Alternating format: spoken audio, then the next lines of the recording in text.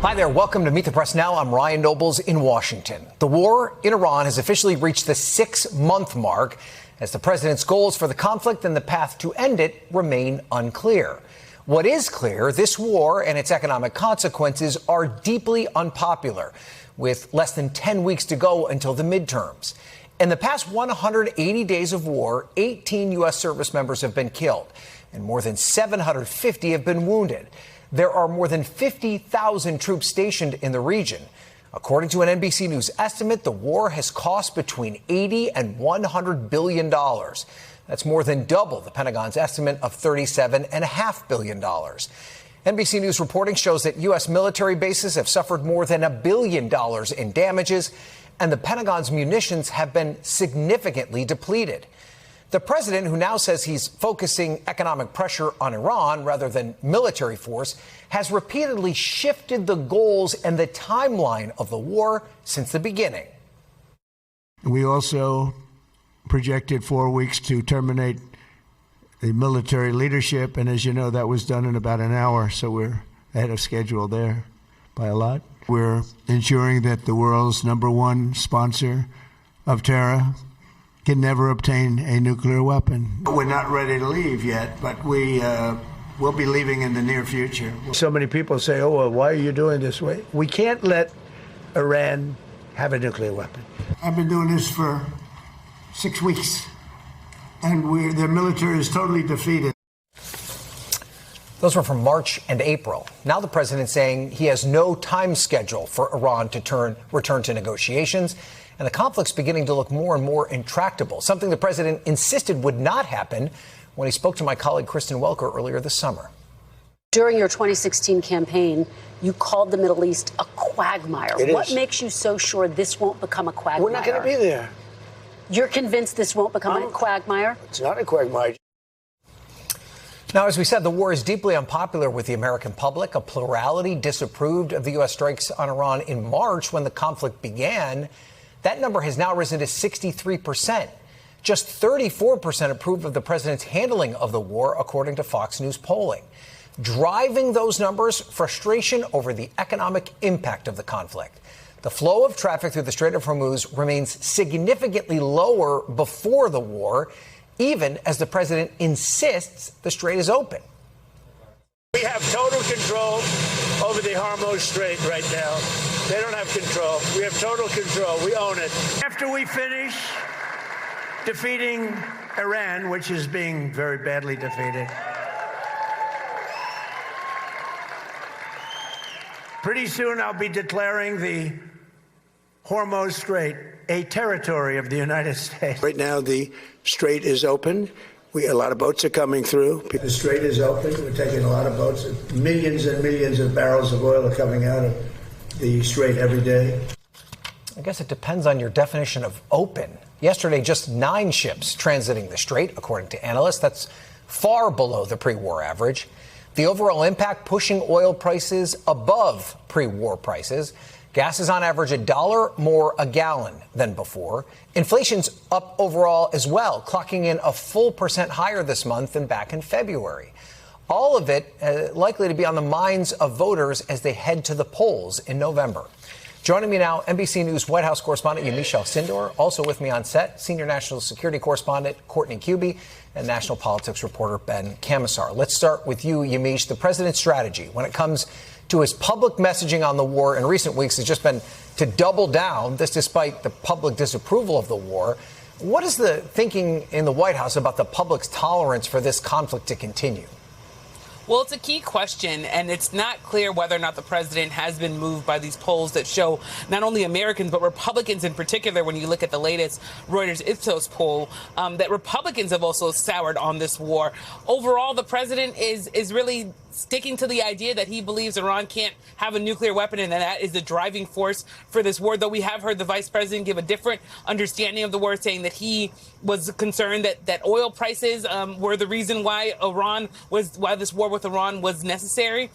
The other thing to note here is that the president, as you said, that timeline has shifted so much. At first, it was 4 to 5 weeks. Now the president essentially saying, I'm in no hurry. I have no deadline. Also saying he's not moved by the midterm. So it's really in some ways unclear what the White House's overall strategy, what the president's overall strategy is here, other than the fact that, of course, we did see this week the president essentially give an ultimatum to all countries around the world saying that they need to cut financial ties with Iran. That the big question, of course, whether or not China is going to actually heed any of that warning or change anything, given the fact that they're a big trading partner with Iran, buying about 80% of its shipping oil. But big questions and not a lot of answers, Ryan. Yeah, let's expand on that idea, Yamiche. The White House is calling it Economic D-Day on Monday. Secretary Bessent said the first economic sanctions would be announced then. What do we know? Well, it's good that you asked that question because I was looking at what was going to be rolled out, because when Secretary Bessent set this up, he said that there were going to be major financial institutions that were going to see a lot of impact from this. What we can see now is that there were a few individuals with ties to Iran that the administration targeted today, but there was no real big news here. What we know now is that they're continuing to, in some ways, make calls. We don't exactly know who the president's been calling, but the administration continues to say that he's personally calling world leaders. We know the president was mad at South Korea at one point for not wanting to be involved militarily in the war. But this is really in some ways an expanding issue for the United States, that it's not just about a war in Iran now. Now he's essentially, the president, asking all of his friends, all of his neighbors, everyone that has anything to do with Iran to also get behind the United States. And that's complicating things, Ryan. Okay. Yamiche Alcindor, thank you for starting us off. Courtney, let's turn to you.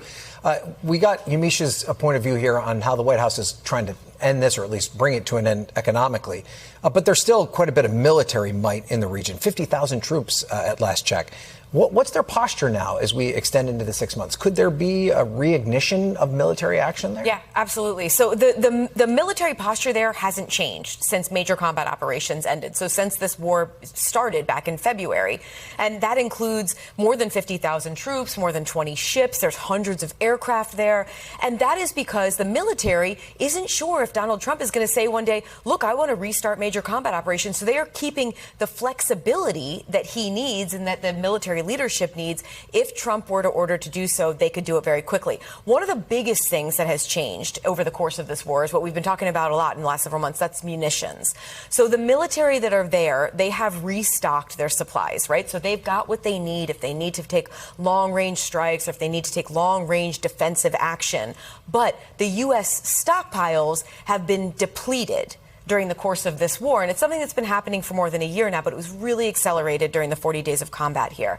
And so that is a big shift. And the reason that that matters is if President Trump were to decide he wants to restart major combat operations, that could play into how long the U.S. military could sustain that. Not, again, just the offensive, but almost more importantly, the defensive component of that. Iran still has a military. They could put the U.S. military and allies in the region at risk. And the U.S. simply does not have the same capability to defend against it. I mean, under any circumstances, is there a pure military solution to this? I mean, if there were, wouldn't we have already employed it at this point? We have heard so many military experts say you cannot bomb your way out of this, and that an air combat campaign alone, it's just not going to win this. But the reality is right now, so we're in this economic phase, right? The military pressure still exists in that the military is carrying out this blockade. There's still this tension over the Strait of Hormuz.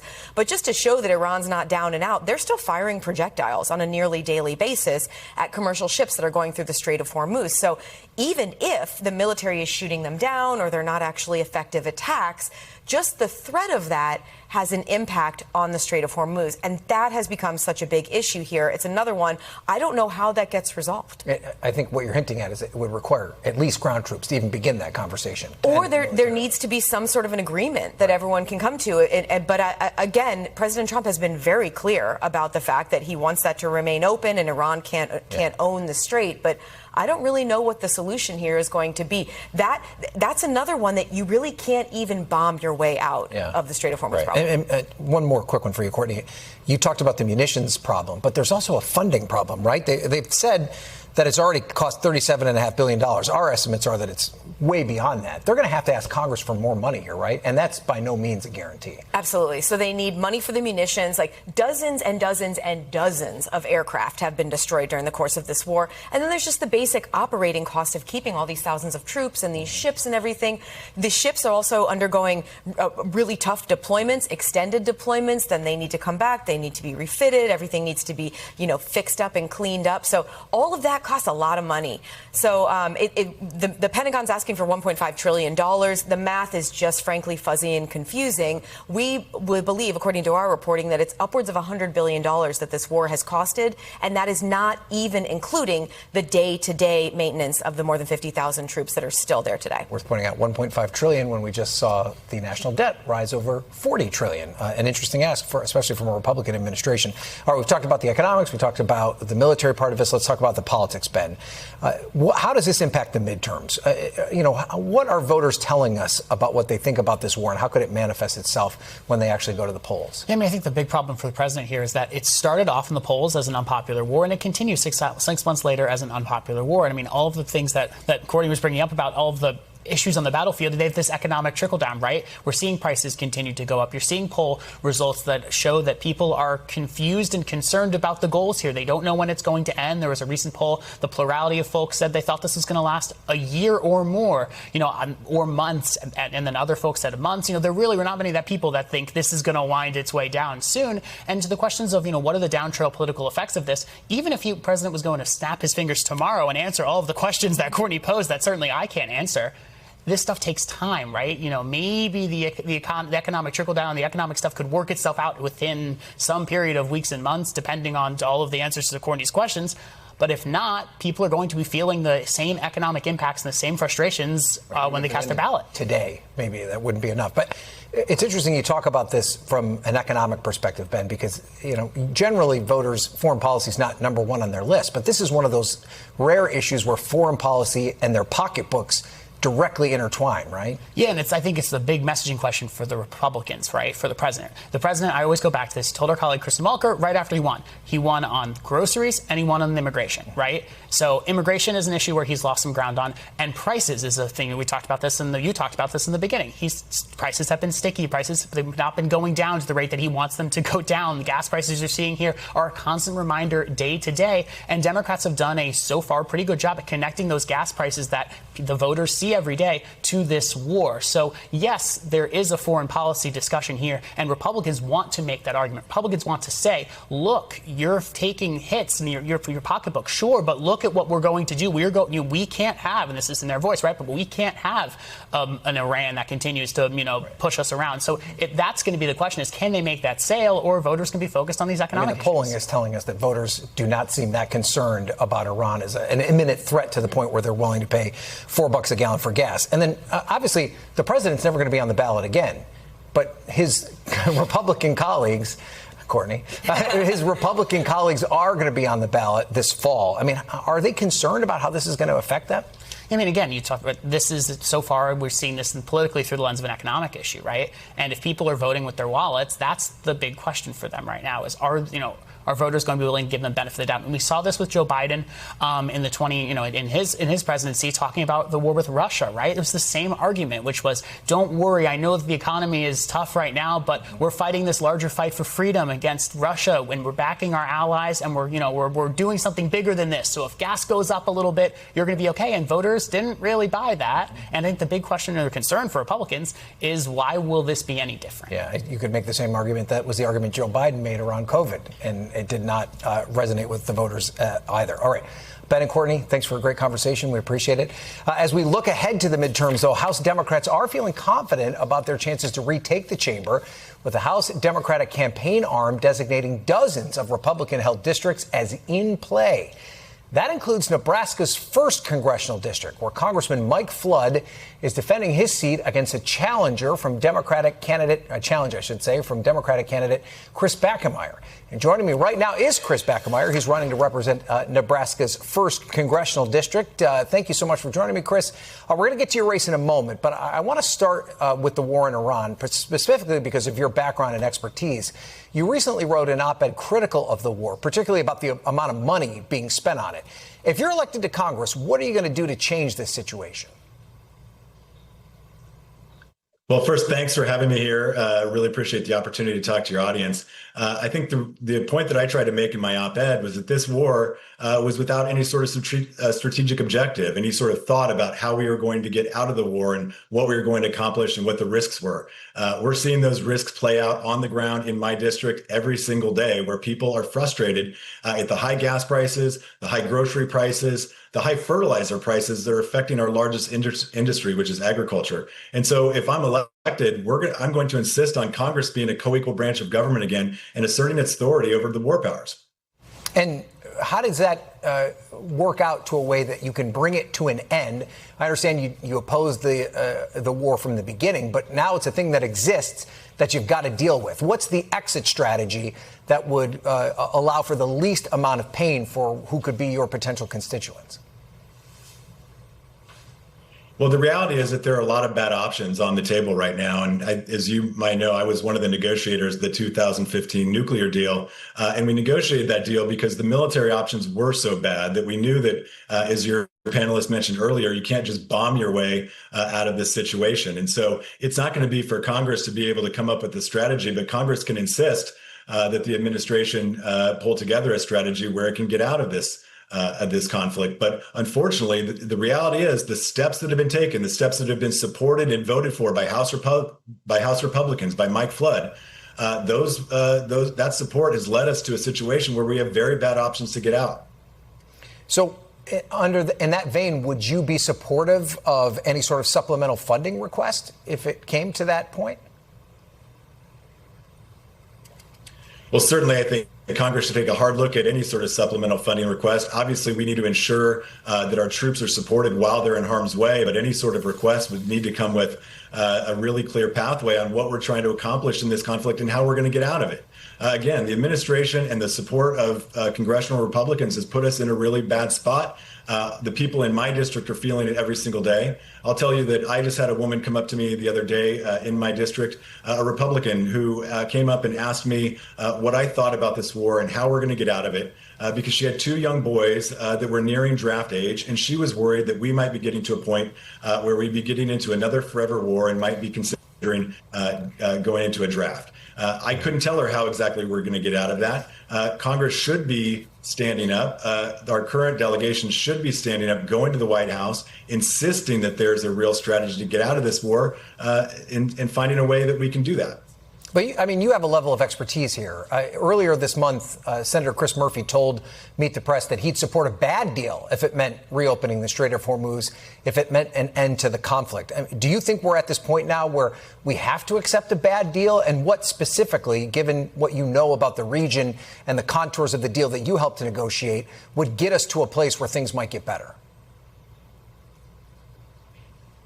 Well, it's worth looking at what we accomplished in the first place. And when you look at the deal that was on the table with the ceasefire that the Trump administration negotiated, it offered all sorts of things that were never even contemplated in the 2015 nuclear deal. And so they've created a baseline that makes it incredibly difficult. It's also worth pointing out that Iran has never had control of the Strait of Hormuz, and now they do. And so we're starting from a place, a baseline that is much lower than it ever should have been. What's a good deal and what's a bad deal is all going to be relative, but what's most important is that we find a way to address the nuclear threat. Iran still has 10 warheads worth of nearly enriched or nearly weapons-grade uranium in the country, and we need to make sure that we're addressing the very real economic pain that people are going through. You know, the people in my district are talking about this all the time. They're struggling to make ends meet, and we have a war without a strategy, without a plan for getting out of it. And so there's two ways to really get the job done, which is what my opponent continues to talk about. Getting the job done either puts American troops on the ground, which would be insane, or it involves a diplomatic agreement that can resolve these issues. Okay, let's talk about some of the other issues that you're confronting as a candidate. Obviously, the war has led to concerns about energy prices, affordability, still the top issue for voters. If Democrats retake the House and Senate, you're still going to have to contend with Donald Trump as president. How can Democrats work to address the cost of living in a way that will get the president's support? Well, clearly, you're right. We are going to have to contend with a president who has 2 years left in his term and is going to be continuing to pursue policies that we probably disagree with. But the bottom line is if the Democrats are able to retake the Congress, and if I am one that's lucky enough to be elected, there's a number of things that we need to do. We need to bring an end to this reckless trade war that the administration started. You know, these tariffs have hurt doubly in my district here, where they have driven up prices for consumers just like they have across the country. But they've also driven up prices and the cost of producing for our farmers and our ranchers. And it has ruined their export markets, making it harder for them to sell their products. And so for my district, that's the number one thing we need to do. We need to expand the child tax credit, make sure that working families have a little bit of a boost in this economy and are able to get a little bit of help. And then we need to fix our healthcare system. That's a huge part of every family's budget. It comes up in every single town hall that I do. People, it's too hard and too expensive to get healthcare. So these are things that we need to focus on. And we as Democrats need to focus on putting a bill, an affirmative agenda on the president's desk. Whether he votes for it is going to be a real question mark, but that's what we need to do. Okay, let's talk about one of the biggest issues confronting the Democratic Party in particular. It's dividing many of your candidates in these primaries across the country, and that is aid to Israel. Last month, nearly half of the House Democrats voted to cut off military support to the country. How would you vote on that issue? Well, look, I think that our support to Israel plays a really important role in our national security, but there's no question there two things can be true. We can also have real concerns about how the Israeli government has conducted the war in Gaza, and I share those concerns. I think if elected to Congress, we need to have a real hard look on making sure that that aid is conditioned on being consistent with U.S. policy and U.S. law, and that should go for every single one of our allies. And so that's something that I would be, very concerned about if elected. Do you feel the bill that was before Congress just recently did not have enough of those conditions? Would you have voted no on that bill? I think that bill went too far as far as the conditions that it had, but I do believe that there should be conditions as far as U.S. policy, being consistent with U.S. policy and consistent with international law. Yeah. All right, and let's finally talk about the race that you're in. You're taking on Congressman Mike Flood. He won his race in 2024 by more than 20 points. It's a district that President Trump carried by 13 points. On paper, people might think that you're a long shot. How do you plan to be successful there? Well, it's real simple. The reality is that in this district, we have an amazing amount of energy and we have a really strong hunger for change. The reality is that you're right. A lot of people did vote for Congressman Flood. A lot of people did vote for President Trump. And those same people, in return, have gotten very little. They've gotten a trade war that has driven up costs and driven up prices here in the district, a trade war that has made our largest industry, agriculture, that much more difficult for our farmers to make a profit. They've seen their health care get cut. They've seen a new war in Iran, and they've seen our national debt go up to $40 trillion. And so when I'm out talking to people, these are the things that they're frustrated about. And so this isn't what they voted for. This isn't what they got. And so we believe that we're able to have enough energy to bring this across the finish line in November. And as of right now, it looks incredibly promising. So, but you're going to have folks in that district who voted for Donald Trump cast a ballot for you this time around. Do you have a specific message to someone that may have voted for Donald Trump 3 different times that would now need to vote for you in order for you to be successful? We have people show up at our town halls, at our events all the time that have voted for President Trump and that regret that vote because of what they're seeing, because of how it's impacting their pocketbooks.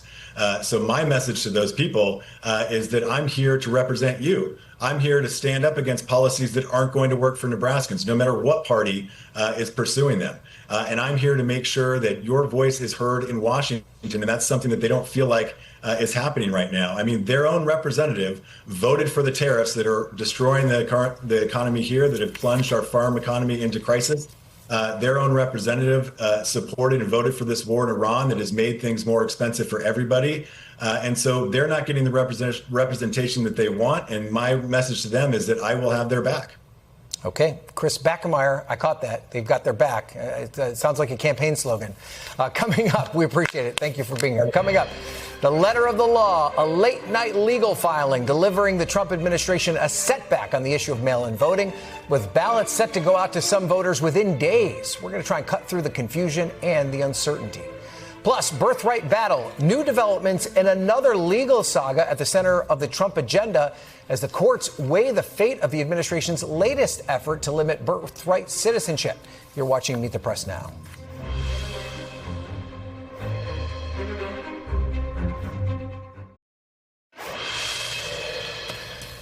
All right, welcome back. We turn now to the latest twists and turns in the administration's push to overhaul voting in America ahead of the midterms. With just 1 week before the first mail-in ballots are sent to voters, a federal judge late yesterday blocked a new postal service rule that would have given the federal government sweeping control over who is eligible to receive a mail-in ballot. Last hour, the Trump administration appealed that order. The new regulation stems from the executive order that President Trump signed earlier this year, which the Supreme Court temporarily allowed to proceed on Monday. Now, the High Court did not rule on the actual legality of the executive order, but rather just on the procedure, saying that it was too soon for states to challenge the order. NBC News senior Supreme Court reporter Lawrence Hurley joins me now to talk all about this. It probably has people's heads spinning. Lawrence, the back and forth, courts letting it go, then stopping it. Explain what the status is of President Trump's executive order right now. Yeah, I mean, I can certainly appreciate and sympathize with anyone who is confused by this, because there's been a real whiplash this week going back and forth from the Supreme Court to lower courts. But the bottom line for anyone who's planning on voting by mail this year is that nothing has changed at the federal level. Whatever people do normally based on what the state requires, that's what's going to be happening right now, unless something very dramatic changes. So for now, because of the ruling last night, the Postal Service regulation that would impose these kind of new limits and really put the federal government in kind of exerting control over elections in a way that's never been done before and is completely unprecedented, will not be happening anytime soon. But the litigation obviously is still playing out, and we'll be certainly keeping a close eye on that. Yeah, and I guess that's the next question, right? Because we're only about 10 weeks away from Election Day. But really, some states are already starting this process. They're already starting to send out their mail-in ballots. From a practical standpoint, is it too late for this order to actually be enforced by this year's Election Day? Yeah, I mean, this has always been an issue with this executive order, right? Even if the courts hadn't got involved, there were big questions as to whether this could actually be implemented, whether the Postal Service has the capacity to implement it, which already has some resource problems and concerns about reliability. And I actually talked to an election official in one of the states today who said that even if this wasn't blocked by courts, his state would not be able to implement it. They simply, they have to order envelopes ahead of time. This order would require new envelopes with special barcodes on them, a whole new system for the state to implement. This administrator said there's just no way they can do that. And do we think that the Supreme Court will actually have the final say, and could it happen before Election Day? Well, as you mentioned, the Trump administration has noticed today that it's going to file an appeal of last night's order. This could get to the Supreme Court really quickly. And as you mentioned, the Supreme Court did not weigh in on the merits of this order in the decision that went out earlier this week. It could be a very swift trip to the Supreme Court, maybe as soon as next week. And so that could determine, what happens with this going forward. But what about the final decision on this? How long could that take? Well, I think at the moment we're just talking provisional for this year's election, right? If the executive order can be implemented for a later election, maybe that's a different question. But for the short time frame heading into this election, whatever the Supreme Court says, if it gets there, is going to determine what happens for this election. Okay, thanks for sorting that out, Lawrence. We appreciate it. We're going to turn now to a major legal battle for the Trump administration, the president's renewed push to limit birthright citizenship. A federal judge in Maryland declined to immediately block the implementation of an executive order that President Trump signed earlier this year. That order would restrict automatic citizenship for children born to adults working for foreign embassies. It would also block automatic citizenship for groups considered an alien enemy of the U.S. The president signed that order weeks after the Supreme Court rejected his initial attempt to limit birthright citizenship, an order that he signed on his first day in office. NBC News senior Homeland Security correspondent Julia Ainsley joins me now to talk more about this. So, Julia, the judge refused to block the president's executive order immediately, but did she give any indication of how she may rule on this going into the future? Yeah, it does not seem like it's going to be a permanent win for the White House here. What the judge was saying was just that these plaintiffs who decided to bring their challenge to the executive order under the same lawsuit that went to the Supreme Court, that they need to actually file a separate lawsuit because this is a different executive order. So it's really more of a procedural ruling here.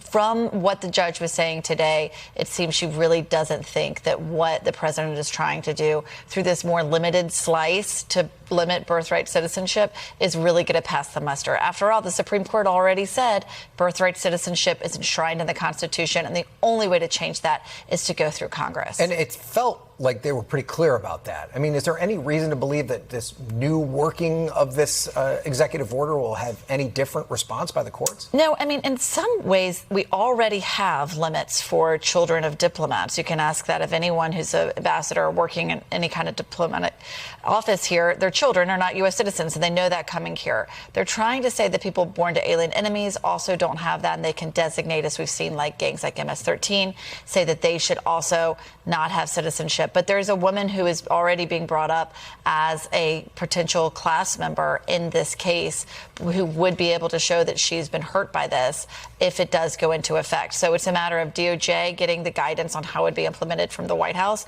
and then these plaintiffs filing again in a different lawsuit. But either way, it doesn't seem like the path is going toward Trump actually getting what he wants here. There's another thing that the Trump administration wants, and that's robotic dogs. Oh, yeah. They spend $1 million to do this, and then we're talking about ICE here. What's this all about? Yeah, that came across my desk today. It was a little bit of a surprise on a Friday to hear about robotic dogs. You can see them here. This is called Spot. It is built by a company called Boston Dynamics.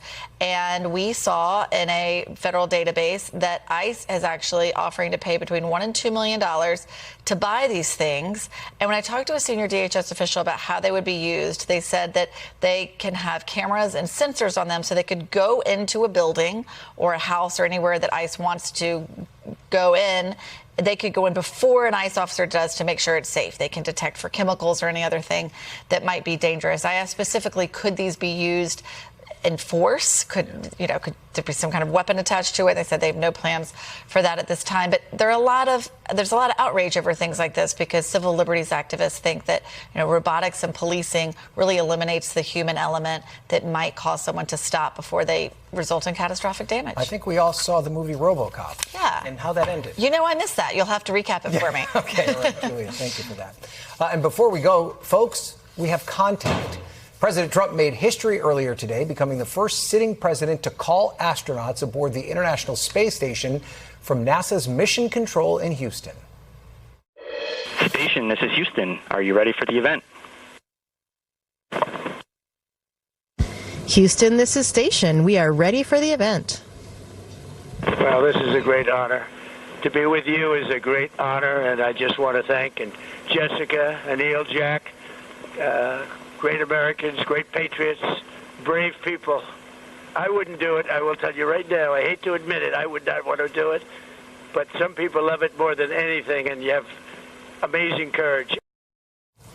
The president went on to inform the astronauts that he just signed an executive order that will begin the process to open a new space academy, which he compared to West Point and other military academies. The fun moment in Houston came minutes after the crew of Artemis II was awarded the Congressional Space Medal of Honor for their landmark mission around the moon earlier this year. We'll be right back with more Meet the Press Now.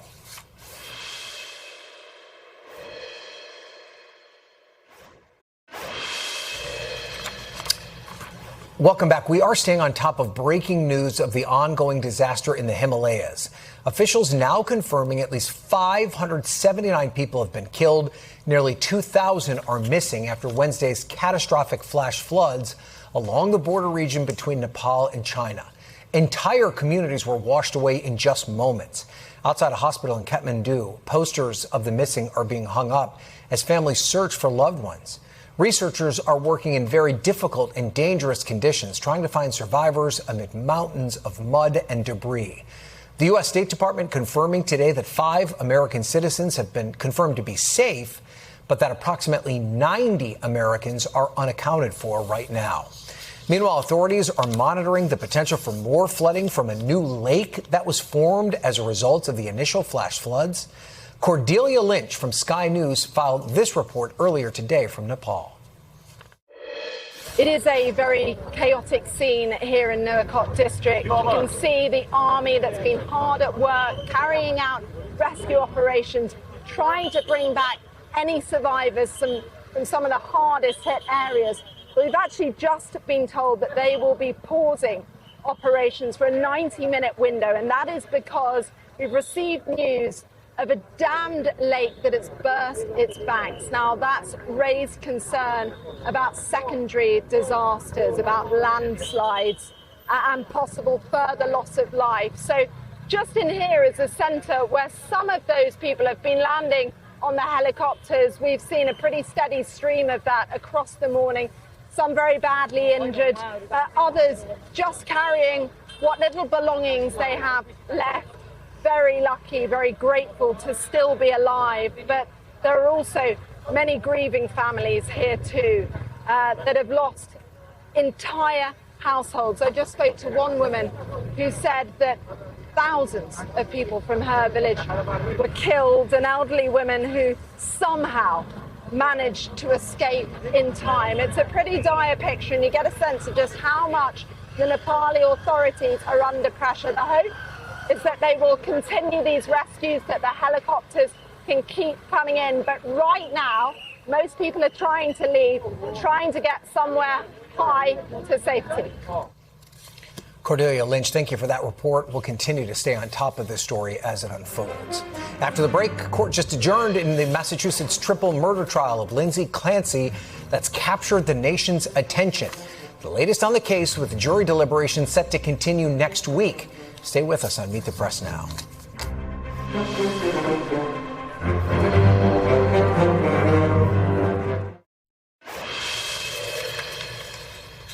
Welcome back. The jury in the high-profile trial of Lindsay Clancy, the Massachusetts mother accused of first-degree murder of her 3 children, adjourned for the day without reaching a verdict. Deliberations center around the question of whether Lindsay Clancy should be held criminally responsible for the death of her children. Clancy does not deny she killed her children, but the defense argued she suffered from postpartum psychosis. The prosecution, however, says that the killings were premeditated. Jury deliberations will resume on Monday and come after several weeks of emotional testimony and more than 80 witnesses. Joining me now is NBC News correspondent Stephen Romo, who's been following this trial. So, Stephen, jury deliberations are done for the day, but this morning they did come back with a question. What do we know, and what do you make of how this case has seized the public's interest? Yeah, Ryan, just about an hour into deliberations today, the jury already had a question. They were asking to see some pill bottles that were shown during this case, particularly during closing arguments. And they also asked to see the knife that Lindsay Clancy used in her suicide attempt. Now, both of those things, people are trying to draw conclusions of what exactly the deliberations may be going on back there. But of course, it's just so hard to tell with that limited amount of information. No real way of knowing. And as far as just the amount of attention this case has gotten, it is remarkable about this case because there's not a central mystery. It's not a whodunit at all. It's very clear from both sides conceding that Lindsay Clancy killed her children. But this is really about the why. And there are a few different reasons. A lot of people interested in true crime are very interested in this. But the other big bell that has been rung in this case is the issue of maternal mental health care, something a lot of people have very strong feelings about in this country. Yeah, definitely. We learned today that one of the doctors who was a rebuttal witness for the prosecution resigned from his job. What more do we know about that? Yeah, this is interesting. The rebuttal witness, the second one to go, Dr. Avram Mack, a forensic psychiatrist who testified on behalf of the prosecution with some heated exchanges with defense attorney Kevin Reddington. We do know that he resigned from his position at Nemours Children's Hospital. We have a statement from them saying his expert witness testimony in the Clancy trial was related to his private forensic practice, which was always separate from his clinical work at Nemours. So from their statement doesn't seem to be related, but the timing interesting because they say that he resigned on August 24th, and that is just the same day that he wrapped up his testimony in this case, Ryan. And the jury can also consider a lesser charge of manslaughter. Could that complicate the deliberations? Yeah, and this seems like a win for the defense. They really wanted to include in the jury instructions this possibility of a manslaughter charge. And you can see second-degree murder, that was already agreed upon by prosecution and defense. The judge siding with the defense in including that. And this will give jurors another option that is not murder and is also not a lack of criminal responsibility. Now, with manslaughter, you often think of an accidental death. The thinking here, and you could actually hear in prosecution's closing arguments, maybe some justification for this, talking about maybe actions that are reckless that ended in the death. And that could be not following doctor's instructions. That's something that we heard from prosecution in closing. We'll have to wait and see what the jury ultimately decides. The jury taking a lot of time with this verdict. Obviously, this is a case that has captured the country's attention for a wide range of reasons. Stephen Rummel, thank you for that. If you or someone you know is struggling or in crisis, you are not alone. Call or text 988 or go to 988lifeline.org to reach the 988 Suicide and Crisis Lifeline. Help is just a moment away. We'll be right back with more. You're watching Meet the Press Now.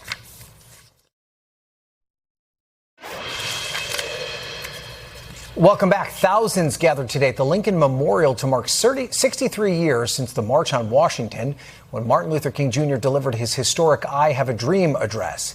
But this year, civil rights leaders and Democratic lawmakers are also sounding the alarm on President Trump's attempts to overhaul elections ahead of the November midterms. Take a listen. The fact that we still have to fight to maintain and renew voting rights in this country is beyond abysmal and a truly national disgrace. Today we have a president who, along with the Supreme Court members he appointed, is carrying out the most significant assault on voting rights since segregation, targeting virtually every aspect of the electoral system. So let's be clear about the country that we are fighting for. We, the people, demand full, protected, and restored voting rights in the United States of America.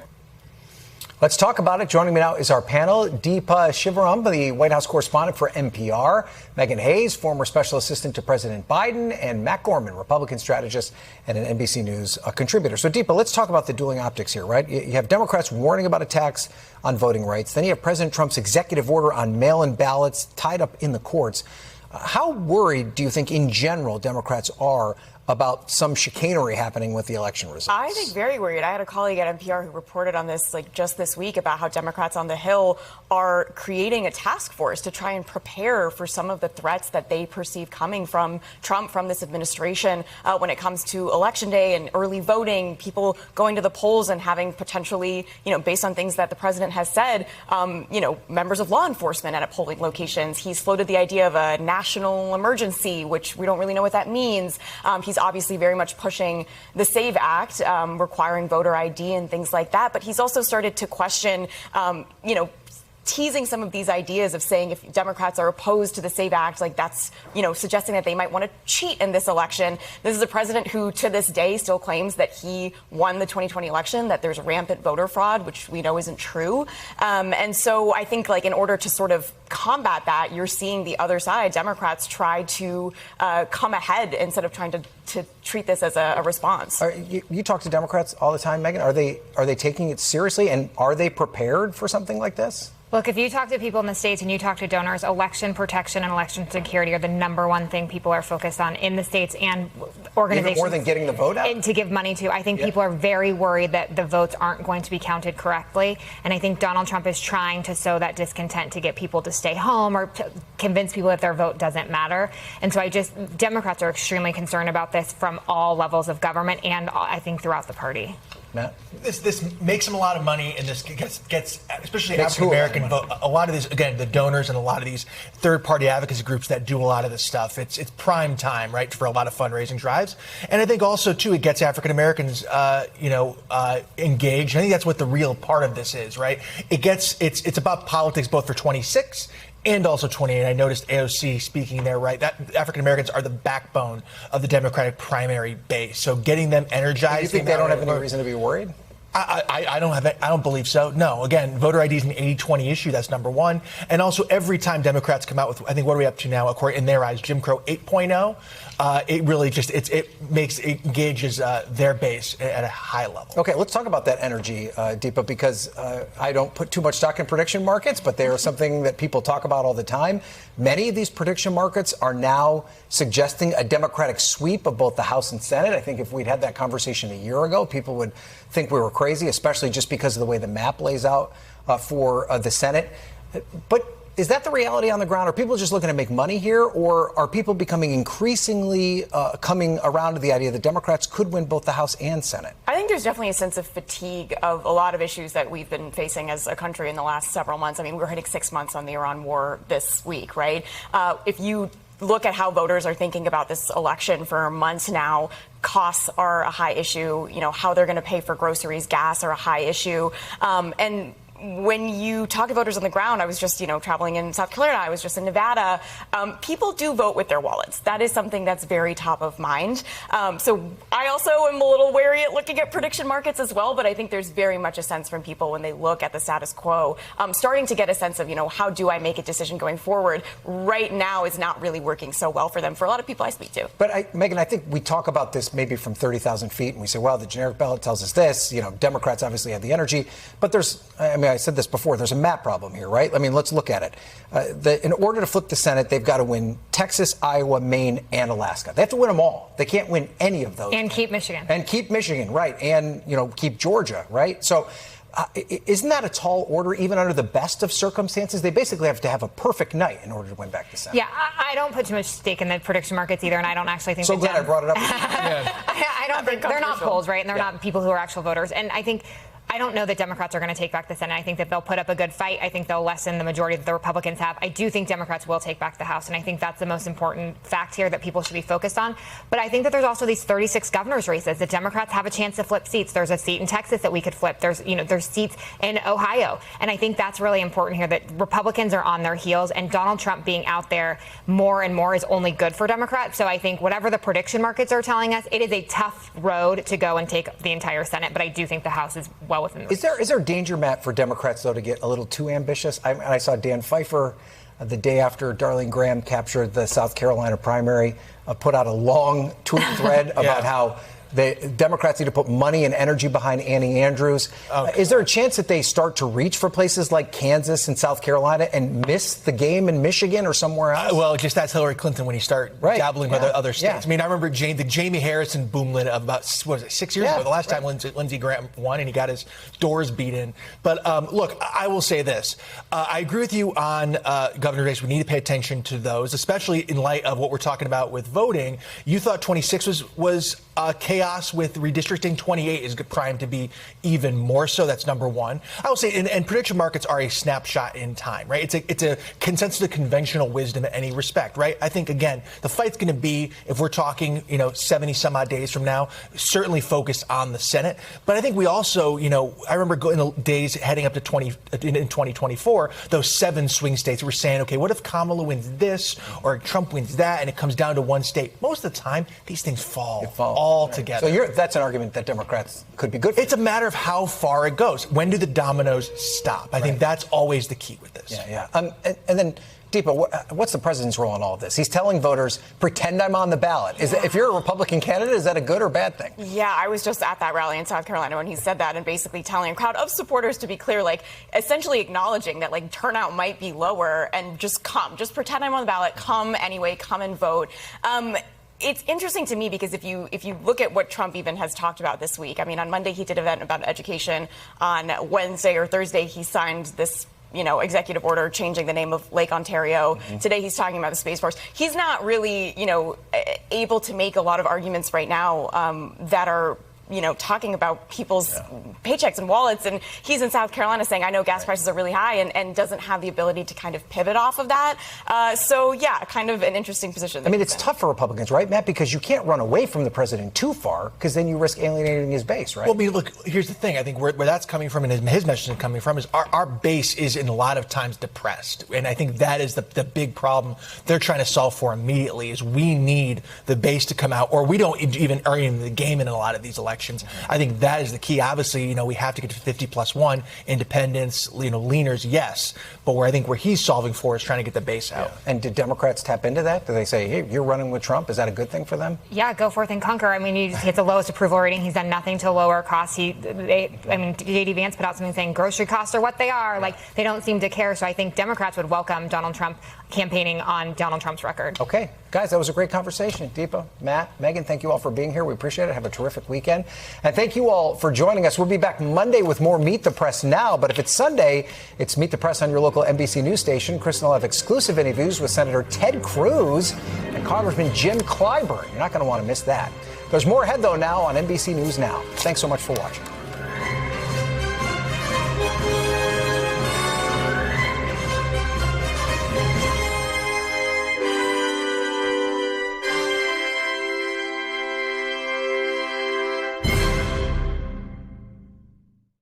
We thank you for watching, and remember, stay updated on breaking news and top stories on the NBC News app or watch live on our YouTube channel.